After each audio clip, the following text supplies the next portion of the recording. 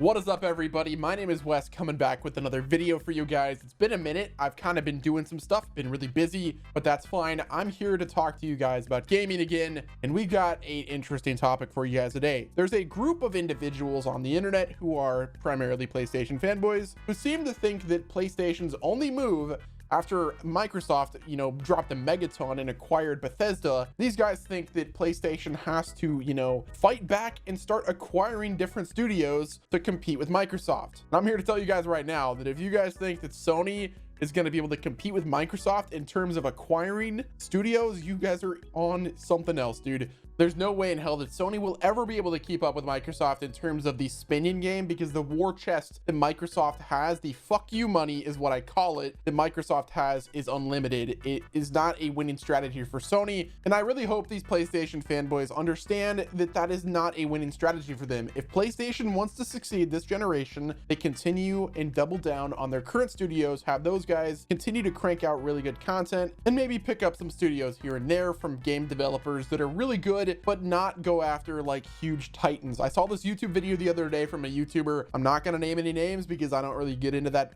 that's just unneeded drama and stuff, but this person was touting that they think that Sony's next move should be to acquire Take-Two Interactive. And I'm here to tell you right now, if you guys think that Sony's got the bankroll to just go out and spend money and purchase Take-Two, you are on something else. They're not going to be able to acquire Rockstar games. There's no way in hell that they're going to get Take-Two. That is way too big of an acquisition. And in terms of like just overall spending power, Sony does have some money. They've got quite a bit. I mean, it's a hell of a lot more than I've got, but that's, neither here nor there. But this is not a game that they want to play. Trying to go up against Microsoft's entire war chest of fuck you money and try to compete with that, that's just not going to happen at all. Microsoft could literally buy out Sony and Nintendo tomorrow in cash, and that's just stuff that they had in their piggy bank. Microsoft is worth $1 trillion, and Sony's worth quite a bit, but in terms of acquiring a company like Take-Two Interactive, just to get a seat at the table in terms of acquiring Take-Two Interactive is going to cost Sony at least $10 billion, and they probably could not even get it for any less than $14 billion. Now, let me put it in perspective for you guys. Sony's only got about $33 billion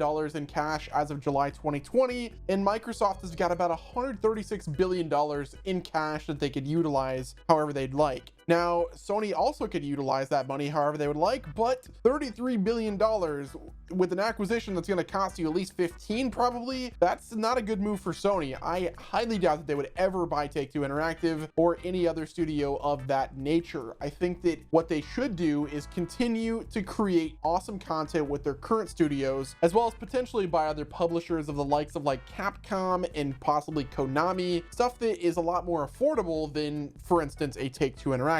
This rumor has been going around for a while. I think in like 2016, we heard a rumor that they were potentially going to be buying Take-Two, and Sony was just like, nope, we ain't got that kind of money. I mean, they didn't really say that, but they're just like, all the rumors are just speculation. It's not true. And Take-Two said the same thing. So I don't think that's a plausible acquisition for Sony to do. And not to mention that that's just not a winning strategy for them. Like I said, Microsoft has got so much fucking money. They could do whatever they wanted. They could continue to buy out publishers and developers and still have so much money left over. And here's what a lot of these people with such garbage takes on the Microsoft acquisition are not understanding, is this acquisition is not just about beating Sony to the punch with next generation. I mean, yeah, this was definitely big news to say right before the pre-order date of your new console, but still, this is not about that. It's for the bigger picture that Microsoft has in mind. Sure, they want to acquire new studios, and they will continue to do that because they got a lot of money and they are looking forward to increasing their IP that they have on their platform. But this play was not just about beating the PS5, it was about ensuring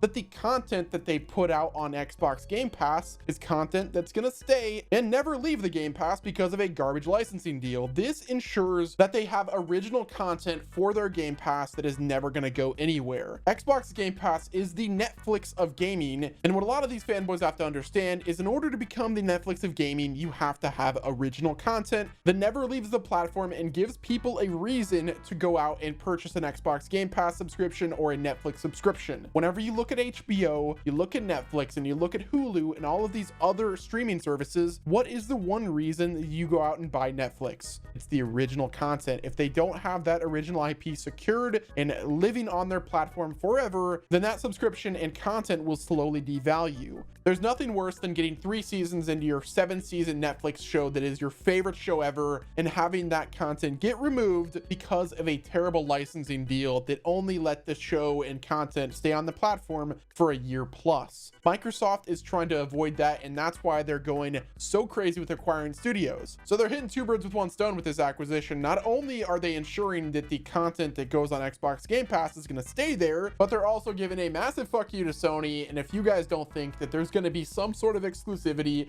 for the upcoming Elder Scrolls game, Doom, Quake, Starfield, you name it, then you are out of your mind. Microsoft did not just spend $7.5 billion just for there to be parity with the Xbox and the PlayStation in terms of these upcoming games. Now, sure, there is a strong possibility that these games will release on the PS5, but that is on a case-by-case basis, according to Phil Spencer. And I gotta hand it to Phil, that's probably in their best interest. Will they ever release on the PS5? More than likely with some sort of, console exclusivity, but here's what they could do, and this would be kind of a big brain play by Phil Spencer, is if they go ahead and say, yes, you can get Elder Scrolls on the PS5, but the only way you're gonna get it is if you allow us to put the Xbox Game Pass on PS5, and that would open up the floodgates. At the end of the day, Microsoft wants as many people to have access to their games as possible through Xbox Game Pass at a cheap, affordable price. So that's what I think their end goal is. Buy up all these studios and say, hey, if you want to get Elder Scrolls 6 on this next console or on your PS5 platform, then you're going to have to allow Xbox Game Pass on it. But that's the only way that you're going to be able to get Fallout and Starfield on the PS5 is to allow Game Pass. And that move alone would fully cement Xbox Game Pass as being the Netflix of gaming. And if you're not willing to buy Game Pass on your PS5 to play Elder Scrolls or Doom or any of the new games by Bethesda, then guess what, homies? You either go out and buy an Xbox, purchase it on a Windows 10 PC,